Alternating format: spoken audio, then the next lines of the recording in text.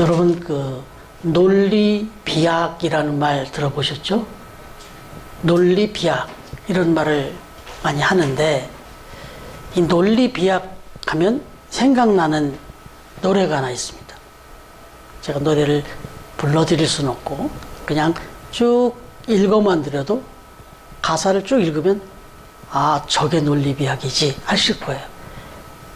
우리 예나라 리나만 할 때 제가 그럴 때 많이 불렀었어요. 그런데 지금은 뭐 안 부르지만 제가 딱 소두만 띄면 아 그거 이렇게 나오죠. 원숭이 엉덩이는 빨개, 빨가면 사과, 사과는 맛있어, 맛있으면 바나나, 바나나는 기르면 기차는 빠르면 비행기는 높으면 여러분 이게 이제 논리 비약이라는 겁니다. 도대체 빨간 거하고 어떻게 빨가면 무조건 사과합니까? 그래. 그냥 쭉쭉쭉쭉 가가지고 결국은 원숭이의 그 엉덩이는 원래 엉덩이라고도 안 했어요. 예? 똥구멍이라고 그랬어요. 예, 그렇게까지 했어요. 안 그랬어요? 저는 그렇게 했는데. 예, 그렇게 했어요. 원래 리얼 버전은 그거 맞습니다. 예, 예, 그랬습니다. 사실 정확한 표현은 그게 맞아요. 엉덩이 전체는 털로 덮여 있는데 예, 정확한 건 사실 그거예요. 그런데 이렇게 시작된 내용이 뭐냐면 원숭이의 엉덩이로 시작한 게 저 백두산까지 갔어요. 이게 어마어마하게 확장된 거죠. 그런데 우리 한국 사람들이 이런 노래를 부르면서 자랐어요. 그래서 그런지 허풍도 좀 심하고 특별히 논리의 비약이 심합니다. 그래서 사실은 뭐 말씀 중에 이 약간은 뭐 정치적인 성향이 들어있기 때문에 조심스러운데 제가 지난주에 광고 시간에 한번 영화를 좀 소개해 드렸잖아요. 근데 또 오늘도 또 우리 박경희 집사님 오다 보니까 영화 얘기를 잠깐 하게 됐어요. 그냥 뭐 길게 한 건 아니고 아직 못 보셨는데 아, 보고 싶다. 근데 뭐 그 다큐멘터리 영화 뭐 재미있냐 또 이런 예, 이야기도 있어서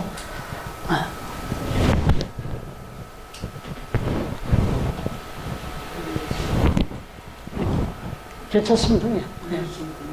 예, 이거 못 올려요. 이 사람 그대로예요. 예, 이걸 만져야 돼요. 예, 예, 이걸 만져야 돼요. 그냥 그대로 가시죠. 그래서 그 이야기를 하다 보니까 이제 그 다큐멘터리 영화라는 게 특성이 너무 이제 담백하게 가기 때문에 나레이션도 쭉쭉쭉 가니까 재미는 없잖아요. 근데 저는 재밌게 봤어요. 예, 근데 재밌게 봤다는 게 딴 게 아니라 좀 의미 있는 뜻이에요. 그냥 재미는 아니었어요.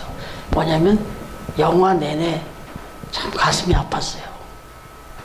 한 나라의 이 건국 세워진 역사를 너무 비약을 많이 했다. 논리 비약이 너무 많았다. 그 영화가 그랬다는 게 아니라 그동안에 제가 알고 배운 그리고 지금 현재 아이들 교과서를 펼쳐도 그렇게 나와 있고 그런 사진 투성이에요.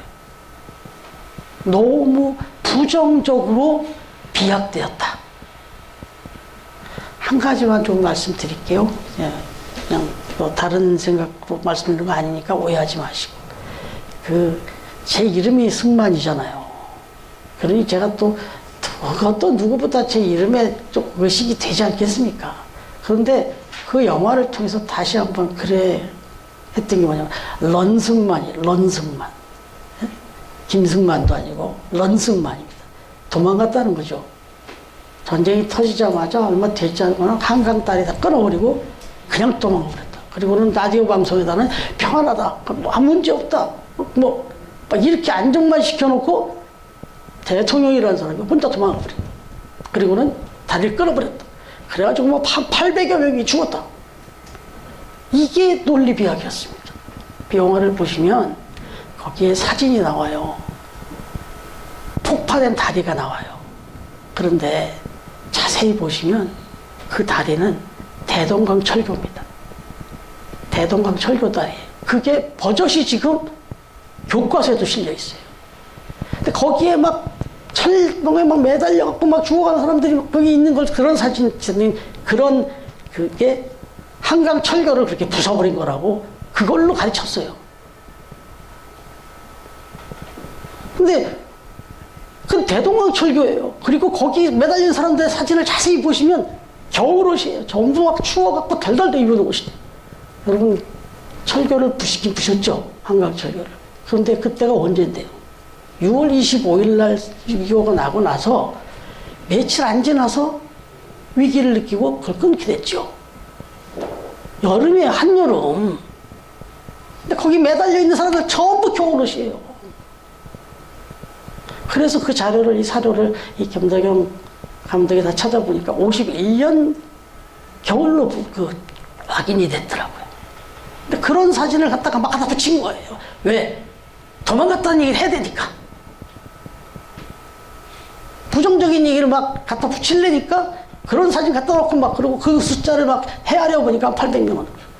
근데 정확한 사료를 다 찾아보니까 그 한강철교가 이렇게 멀쩡하고 있는 상황에서 부교가 걸쳐가지고 사람들이, 이쪽 한국 사람들이 강남으로 넘어오는데 그 부교로 건너가는 장면, 사진이 그대로 나와 있는 거예요. 그 사진을 찾았어요.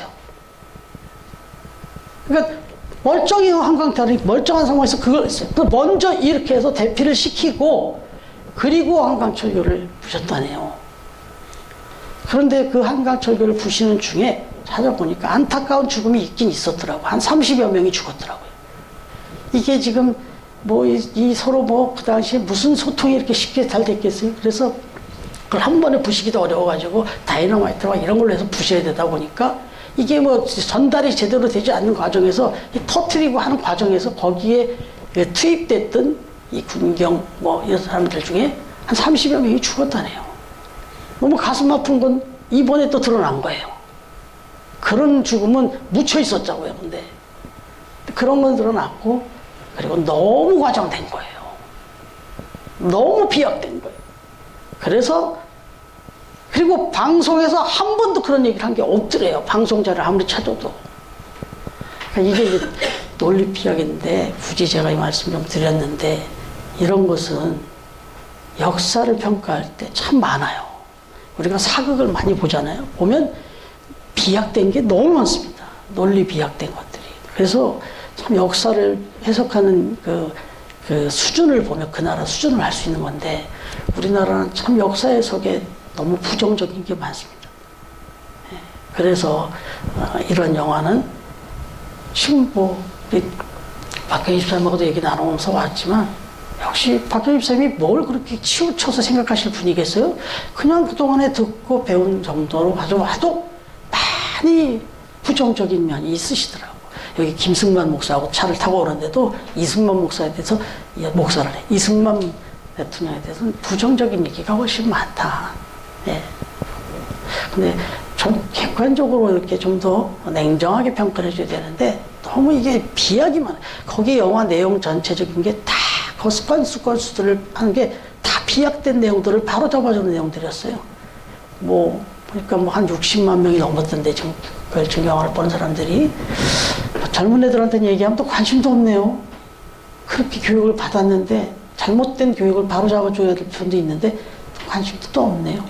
근데 또 부정적이다, 긍정적인 것 자체도 관심이 없으니까 이게 또 참 문제예요. 네. 참 기성세 한 사람으로서 그 영화를 보는데 참 먹먹했고, 눈물 아닌 눈물을 좀 흘렸어요, 사실은.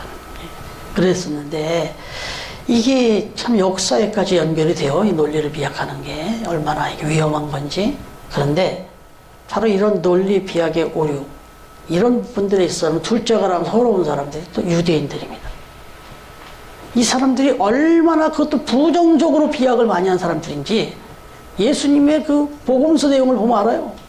예수님을 어떻게든지 잡아 죽이려고 하니까 그냥 팩트만 갖고 얘기하고는 안 되겠는 거예요. 예수님을 어떻게든지 잡아서 죽여야 되겠고, 어떻게든 십자가에 달아야 되니까 예수님에 대해서 막 온갖 루머, 그거를 막 팩트처럼 막 몰아쳤다고요. 그래서 예수님이 뭐 그 조금 곤란하겠다 이렇게 밀어붙이면 꼼짝 못하겠지 해가지고 막 가늠하다 잡혀온 여인을 갖다 딱 대놓고 어떻게 하겠냐 막 또 막 얼마나 막 화장되게 얘기했겠어요. 그러니까 예수님이 그러면 니들 중에 정말 니들이 말하는 것처럼 그렇게 떳떳한 놈이 있으면 한번 먼저 돌 던져봐라. 이러니까 뻥 그냥 한 번에 깨져버리잖아요. 어마어마하게 막 뻥치고 막 이렇게 뻥 알죠? 얘나 뻥 알죠? 예. 뻥 쳤어요. 뻥. 네. 그게 비약이에요. 뻥치는 게 비약이라고. 비약하는 게 뻥이라고. 예. 아, 그것만 했습니까? 뭐 예수님이 안식일날 손 마른 사람을 치료했더니 막 저거 봐라 저거 어디서 나타난 인간인데 주일날 안식일날 막 일을 해? 막 사람을 고쳐? 이거는 막 그 취지와 뜻도 생각 안 하고 막 확대하고 막 구약에 어떻게 했는지 아냐? 그럴 때는 이렇게 하고 저렇게 하고 막 이거 돌로 쳐 죽여야 된다 그러고 막 뭐라고 한다고요. 세리 마태 집에 들어갔더니 막 항상 죄인을 좋아하는 인간이고 막 죄인들과 막 여기서만 그랬다는 게 아니에요. 막 어디든지 막 죄인들 집만 찾아다니고 그러면서 뭐 봤다 들었다 막 이렇게 되는 거죠. 이제. 그래가지고 불특정 절대 다수들의 머릿속에 죽일 놈으로 인식이 된 거예요. 예수님이. 이건 가만두면 안 되는 인간인 거야. 그래서 그 강도인 바라바를 살려줄 거냐 여기 할 거니까 그 험악한 그 강도도 아니고 이거 예수 그 바라바를 차라리 살려주고 이 예수를 죽여야 된다 뭐 이 정도 돼버렸잖아요. 완전히 매도돼 버린 거잖아요. 오늘 이 시대 상황하고 뭐가 달라요? 여러분 초대교회 사람들은 이런 핍박을 안 당했습니까? 정말 예수 그리스도의 그 보혈의 피 우리를 위해서 십자가 달려 돌아가신 것은 너무 가슴 아파서 그 포도주를 나누면서 이건 예수님이 우리를 위해서입니다. 그러면서 성찬식을 했더니 그리고는 그 떡을 떼면서 이건 예수의 몸이다 하라고 했더니 저 인간들 모여가지고 뭐 하는지 아냐고 사람 고기 먹고 앉았다고 피 먹고 사람 인육을 먹는 놈들이라고 막 몰아갔잖아요. 봤냐고. 진짜 봤으면 이건 포도주고 빵인지 알았을 텐데 안 봤다고. 보지도 않았고 막 몰아간 거예요.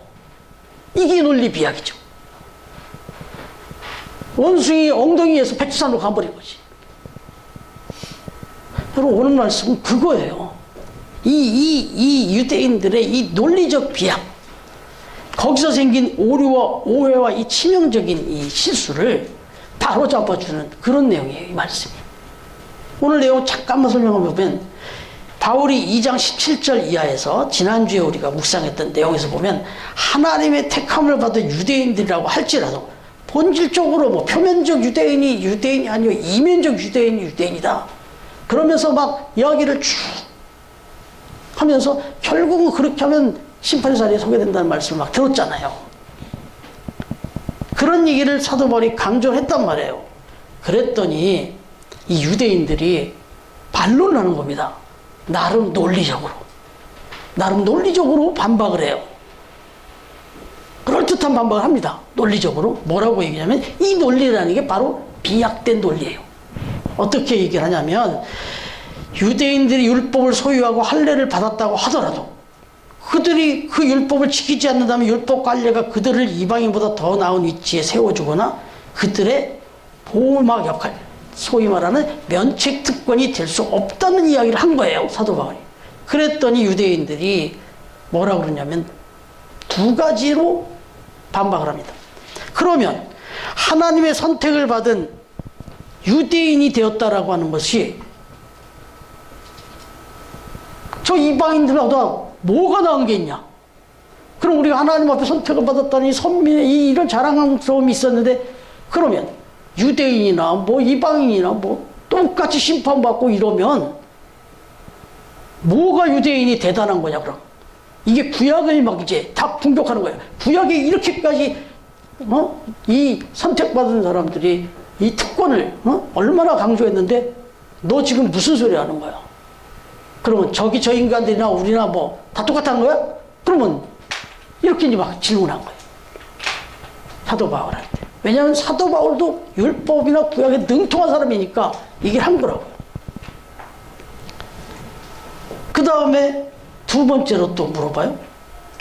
아니, 하나님은 언제나 동일하시고 신실하신 하나님, 거룩하신 하나님이라고 했는데, 그래, 우리가 조금 잘못하면 막 화를 내고, 뭐 우리가 조금 잘하면 칭찬하고, 뭐 우리가 어떨 때마다 막 그럴 때마다 저럴 때마다 하나님이 감정 기복이 막 있다.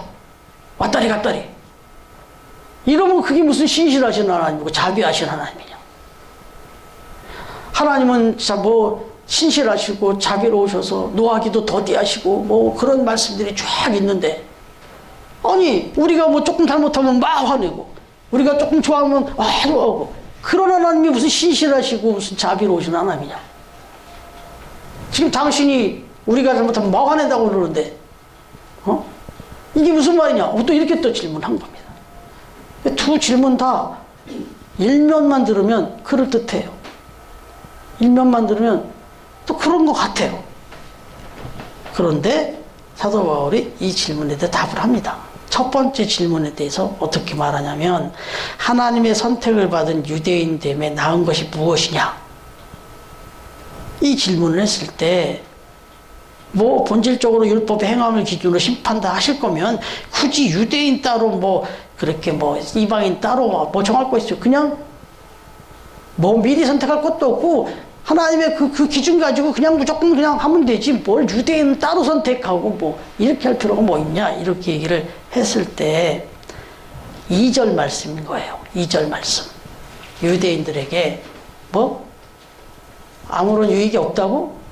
그러니까 2절 말씀에 사도 바울이 이렇게 말해요. 뭐라고요? 같이 읽어볼게요. 2절 시작. 범사에 많이 우선 그들이 하나님의 말씀을 받았습니다. 아멘. 이게 이제 지난주도 한번 설명했는데, 너희들에게는 저 이방인들보다 먼저 이 하나님의 말씀을 줬다는 거예요. 이 하나님의 말씀을 먼저 줬다는 겁니다. 이 율법의 기준되는 이 책을 먼저 줬다는 거예요. 여러분, 이 먼저 그러면 이걸 받았다는 게 이게 어떤 유익이 있을까요? 세상이 알지 못하는, 깨닫지도 못하는 지혜와 그 의의를 먼저 가르쳐 줬어요. 세상에서 어떻게 살아가야 되는지 분명한 그 길을 먼저 가르쳐 줬다고. 그래서 너희들이 가이드가 돼서 세상에다가 이걸 가르쳐 줘라는 그런 책임을 맡겨주셨다고. 이거 특권이죠. 여러분 한번 생각해 보세요. 지금 이 수혜를 입었기 때문에 유대인들의 지혜는 따라올 수가 없어요. 누가 따라갈 수가 없어요.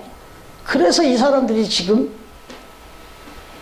노벨상 수상의 23% 이상, 1000여 명 가까이 지금 수상자가 나오고 있는데, 그 중에 230명, 한 300명 가까이가 유대인들이라고 다.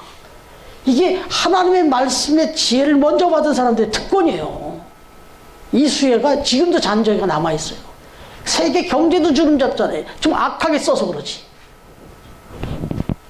여러분, 제가 처음에 차를 타고 다닐 때 제일 부러웠던 것 중 하나가 내비게이션 있는 차량이었어요. 내비게이션이 뭐 지금은 핸드폰으로 누구나 다 이렇게 돼버렸잖아요. 그러나 처음에 내비게이션 나왔을 때는 100만 원도 했어요. 내비게이션 하나가. 그래서 뭐 그 내비게이션 달려고 있는 거 보면 막 너무 신기했던 거예요. 제 차에는 지도가 몇 권 있었다고요. 제가 출장을 많이 다닐 때인데 지도가 있어가지고 가다가 또 그러면 눈에 차가 서가지고 펼쳐가지고 어딘가를 이러고 찾아갔다고요. 근데 내비게이션이 딱 나온 거예요. 내비게이션, 지금은 내비게이션 회사들 여기 그 매장들 다 망했다고 할 정도로 장사 안 되잖아요. 다 있으니까. 근데 그 당시에는 내비게이션 장사해서 돈 벌었어요. 왜냐면 그건 너무 가치가 있는 거니까. 이걸 먼저 받았을 때 그 특권 어땠어요? 그런 거예요. 이게 딱 맞는 비유는 아니지만 그럴 수 있다는 거예요. 하나님이 이 세상의 어두움 가운데 무엇이 길인지 무엇이 진리인지도 모르는 세상 가운데 유대인들에게는 그걸 가르쳐 주셨다. 먼저 말씀을 주셨다. 이 특권을 왜 모르냐는 거예요. 근데 여러분 생각해 보세요.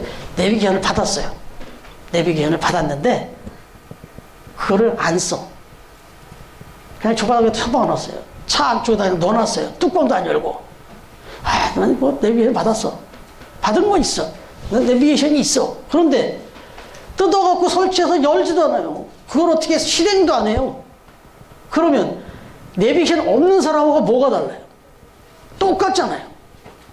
그럼 사도 바울이 그거예요. 니들한테 줬다. 근데 니들이 이걸 제대로 보지도 않고 이대로 살지도 않는다. 그러니 너들도 저 이방인들하고 똑같은 거다 지금. 이 얘기를 한 거예요. 여기에 좀 얘들이 빨리 이 유대인들이 아 그렇구나 하고 깨달았으면 좋겠는데 아니었잖아요. 또 그 다음 얘기를 했잖아요. 그 다음 얘기를. 응? 언제나 동일하고 신실하시다는데 스스로 뭐 거룩하시고 자비하시던 하나님이 어떻게 우리가 조금 부족할 수도 있고 조금 못 지킬 수도 있지 우리가 좀 허물이 있을 수도 있지 그때마다 막 징계하고 혼낼 거면 저기 안 믿는 사람이나 우리 좀 믿는다는 사람이나 뭐 다르냐. 그래도 우리는 좀 먼저 선택을 받고 좀 믿음으로 이렇게 우리를 이렇게 묶어준 관계면 다른 사람은 몰라도 우리가 좀 잘못하면 좀 용서해줘야지. 근데 어떻게 우리도 똑같이 그렇게 진노하고 혼내시냐. 이런 얘기는 약간 이제 동정론으로 나왔어요. 그랬더니 사도 바울이 뭐라고 그러냐면 그럴 수 없느니라. 하나님이 그렇게 해줄 수도 없거니와 니들이 말하는 거는 그렇지가 않다. 이 얘기입니다. 이게 그럴 수 없다라는 뜻이. 결단코 그렇지 않다. 하나님은 인간의 죄와 허물에 따라서 그 신실함이 막 손상을 입고 흔들리는 분은 아니다. 다시 말하면 우리가 의롭게 살면 그때는 하나님이 의로우시고 우리가 좀 죄악 가운데 막 이렇게 살면 그때는 또 하나님이 그 의를 다 내려놓고 막 화를 내시는 그런 하나님이냐? 아니다 이거예요. 하나님은 그럴 수가 없다는 거예요. 하나님의 의와 신실함은 절대로 변할 수가 없다. 어떻게 보면요 이런 거예요. 하나님이 변한 게 아니에요. 부모가 변한 게 아니라고. 자식이 그렇게 엄마 아빠가 좋아요 막 안기고 막 이렇게 하던 애가 자기가 엄마 아빠한테 뭘 잘못했어요. 그럼 그때부터는 살아 눈치 봐요. 그럼 그때부터는 그렇게 엄마 아빠가 무섭고 불편해요. 엄마가 뭘 변했는데 아빠가 뭘 변했는데 똑같잖아요. 근데 인간은 자기가 잘못해. 그래 놓고는 뭐라 그러면 엄마가 나 미워하는 것 같아. 엄마 나 안 좋아하는 것 같아. 이런다고요. 이게 인간이라고. 그러니까 하나님은 변하신 게 없어요. 예를 들면 이거죠. 이것도 정확한 예는 아니지만 내가 맨날 버스를 타고 지하철 타고 출근을 했었는데 이사를 하게 됐어요. 아니 휴일이 됐어요. 그래갖고 내가 그날 그 버스를 안 타요. 그 지하철을 오늘 내가 안 탄다고. 그러면 그 지하철이 멈춰요? 그 버스가 멈추냐고. 아니잖아요. 그거는 그대로 여상하게 운행을 한다고요. 다만 내 사정이 변한 거예요. 내가 좀 이사를 했거나 아니면 내가 퇴사를 했거나 내가 오늘 휴무거나 내 컨디션에 따라서 내가 타고 안 타는 거지 저는 계속 운행하는 거예요. 하나님의 신실함과 의는 변함이 없는 거예요. 다만 내 컨디션이 바뀐 거예요. 그걸 깨달으라는 거예요. 네가 지금 잘못하고 네가 스스로 이게 다시 말하면 핑계예요. 핑계라고. 그럼 그래서 결국 이렇게 결론적인 얘기를 하는데 8절 말씀 한번 같이 읽어볼까요? 8절 시작. 그러면 선을 위하여 악을 행하자 하지 않느냐. 어떤 이들이 이렇게 비방하여 우리가 이런 말을 한다고 하니 그들은 정죄하는 것이 마땅하니라. 예, 결국 그런 자들은 당연히 정죄받는 게 마땅하다. 당연히 혼나는 게 맞다. 하나님은 신실하시고 변함이 없다. 그렇기 때문에 거기서 왔다리 갔다리 잘못해갖고 부모 앞에 눈치 보던 그 사람, 그 아이는 제일 좋은 건, 가장 확실한 건 혼나야 돼요. 혼나는 게 맞는 거지. 그게 신실한 거지. 그게 자비로우신 거지. 지금 결론은 그 얘기를 하는 거예요. 왜 이런 말을 했을까요? 안 들어요. 이 사람들이 자기들 논리로 막 따지고 변명하고 막 이렇게 유대인들이. 사도 바울이 아무리 얘기해도 그렇게 안 받아들이니까 니들이 정죄받고 혼나는 거야. 마땅하다. 이렇게 얘기를 한 겁니다. 예.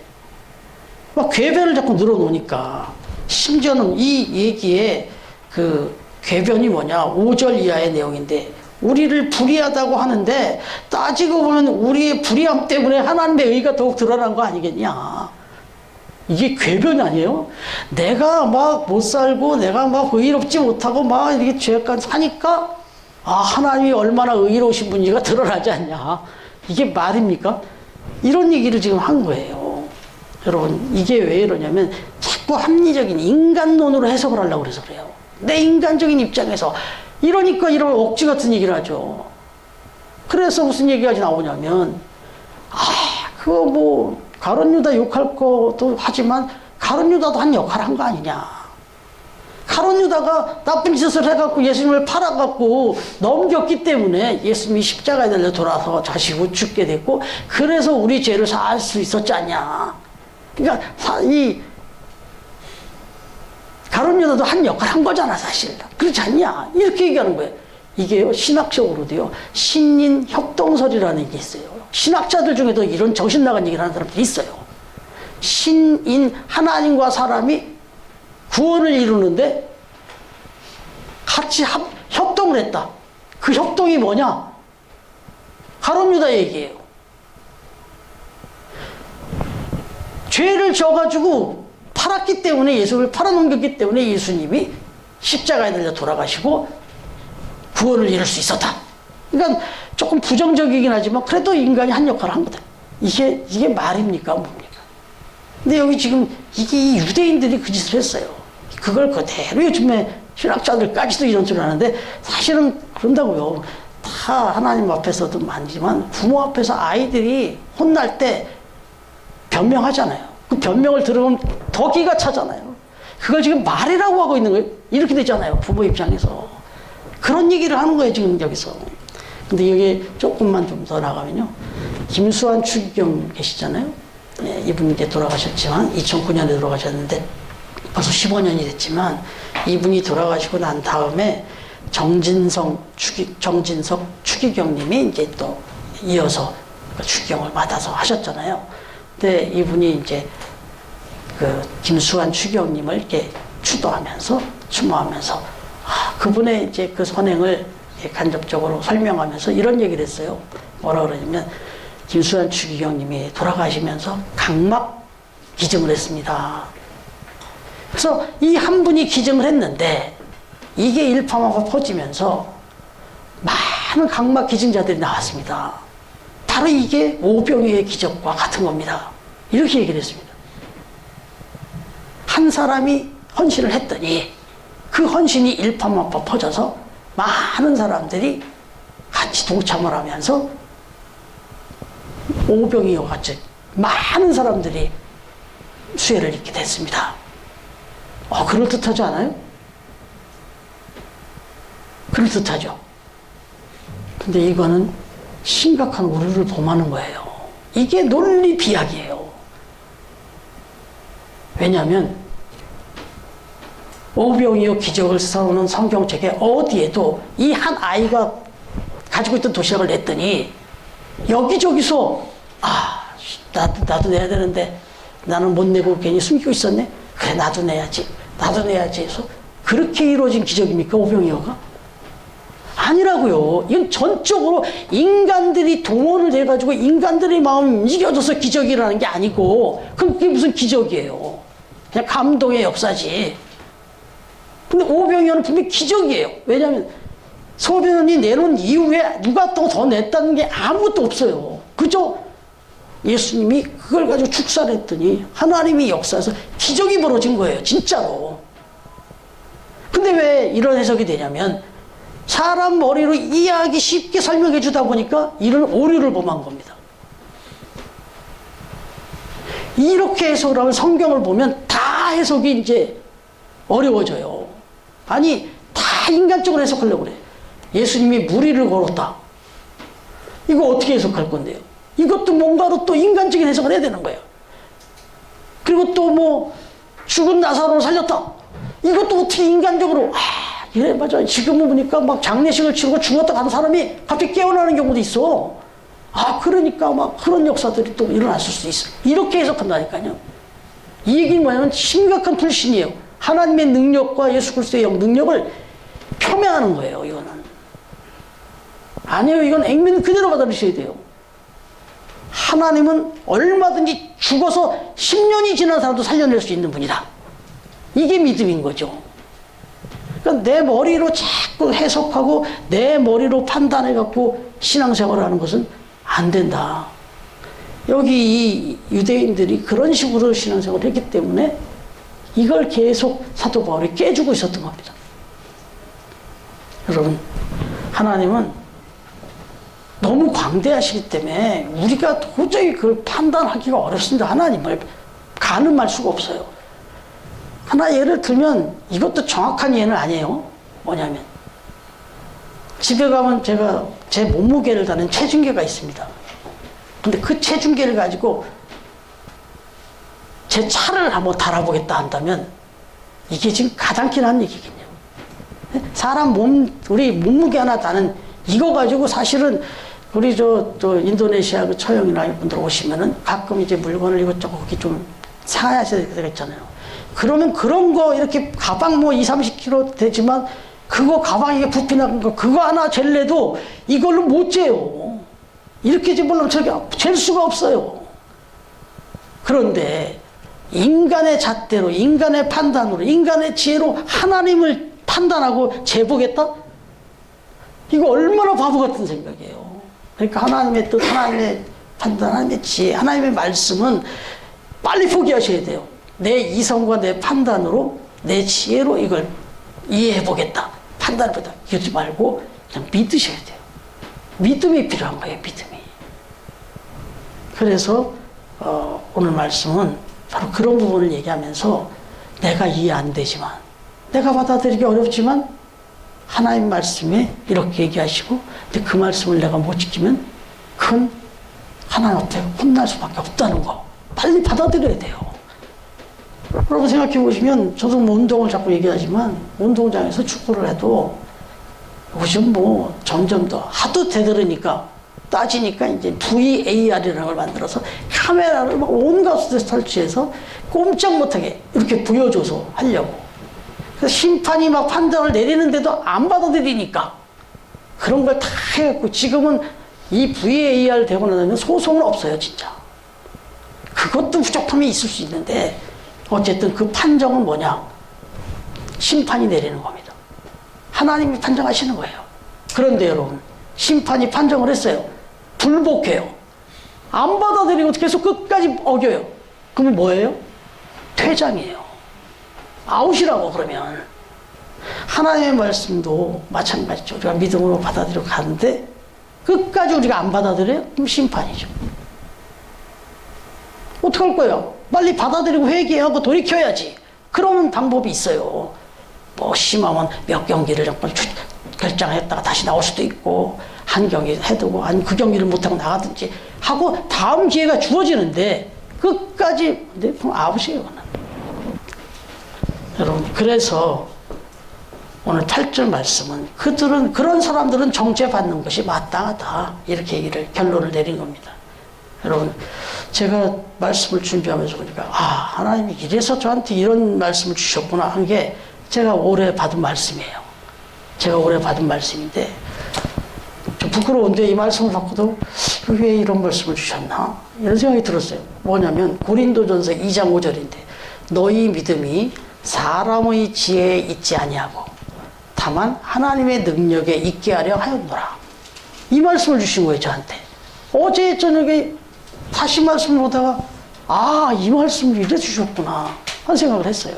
제가 여러분들한테 믿음을 강조하고 설교를 하는데 제가 조심해야 되는 게 그거죠. 제가 예화를 많이 들잖아요. 최대한 여러분들이 이해하기 쉽게 하려고 예화를 드는데 그 예화가 다가 아니에요. 그 완벽할 수가 없어요. 그 예화가. 최대한 이해하기 쉽게 설명하려고 하는 거지, 잘못하면 이 예화를 잘못 들으면 비약이 되거든요.